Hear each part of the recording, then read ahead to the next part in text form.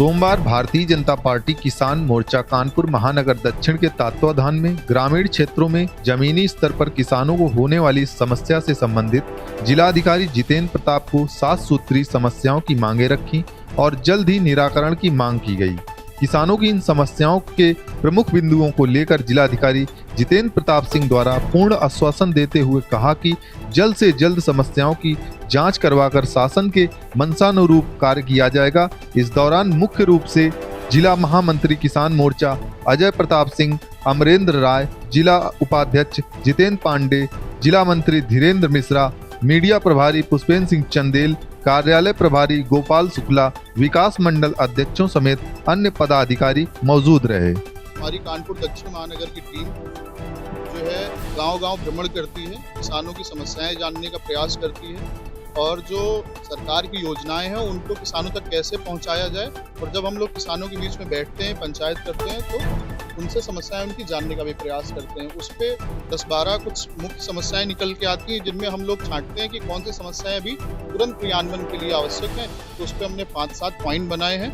उन 5-7 पॉइंट में सबसे पहला जो पॉइंट है, ये जो गेहूं के क्रय केंद्र हैं, ये प्रत्येक न्याय पंचायत में खोले जाएं। जब क्रय केंद्र न्याय पंचायत में खोले जाएंगे तो उनसे डायरेक्ट किसानों को उससे लाभ मिलेगा। व्यवसायियों से वो क्रय केंद्र में जो व्यवसायी हैं उनका इंटरफेरेंस बंद हो जाए। दूसरा, ये जो बीज हैं, बीज समय पे जैसे ही फसल आती है उसके पहले ही बीज आउट ऑफ स्टॉक हो जाता है, तो उसकी संपूर्ण व्यवस्था की जाए। दूसरा, ये जो ब्लॉक स्तर पे जो ट्यूबवेल और सबमर्सिबल पे जो छूट वगैरह दी जाती है, उस छूट को तुरंत कुछ ही समय पे चला के बंद ना किया जाए। उसको कृषि अधिकारी ध्यान दें, कृषि संयंत्रों पे जो छूट मिलती है उस पे ध्यान दें। तो इन सारे कुछ पॉइंट हैं, इन पॉइंटों से डीएम साहब को हमने अवगत कराया है और मुझे डीएम साहब की कार्यप्रणाली को लेकर इतना विश्वास है, संपूर्ण विश्वास है भारतीय जनता पार्टी किसान मोर्चा के पदाधिकारियों को और जनता को भी विश्वास हो चुका है कि हम जो भी समस्याएं डीएम साहब तक पहुंचाएंगे, उन समस्याओं पर डीएम साहब त्वरित कार्रवाई करके जो भी सक्षम अधिकारी हैं उनको निर्देशित करेंगे और निर्देशित करने के अलावा उन चीजों पे क्रियान्वयन होगा। तो हमारा मुख्य बिंदु है कि अन्नदाता किसान किसी भी तरीके से समस्याओं का सामना ना करे।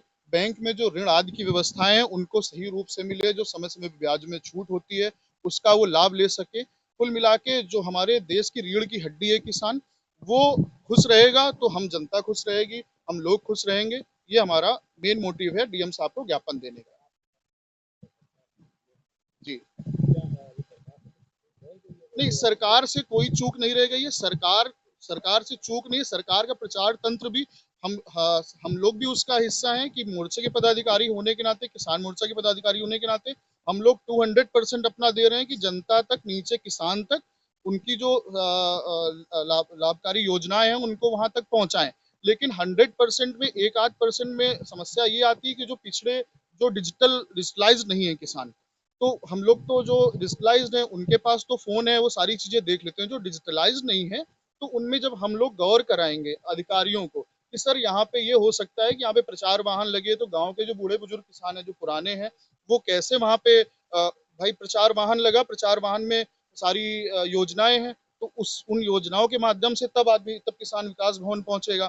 तो ऑल इन ऑल 2-3% जो कमियां रह जा रही हैं वो सरकार की कमियां नहीं है। प्रचार तंत्र में समस्या ये कि प्रचार तंत्र जैसे हर गांव में डेट निर्धारित कर दे कि यहाँ पे इस दिन गाड़ी खड़ी होगी, उस दिन गाड़ी अगर खड़ी हो गई तो गांव के लोगों डुग्गी पिटा दी जाती है। गांव स्तर पे गांव के लोग वहां पे आके अपनी जो लाभकारी योजना है उनको पढ़ेंगे और आगे उनको लेने का प्रयास करेंगे।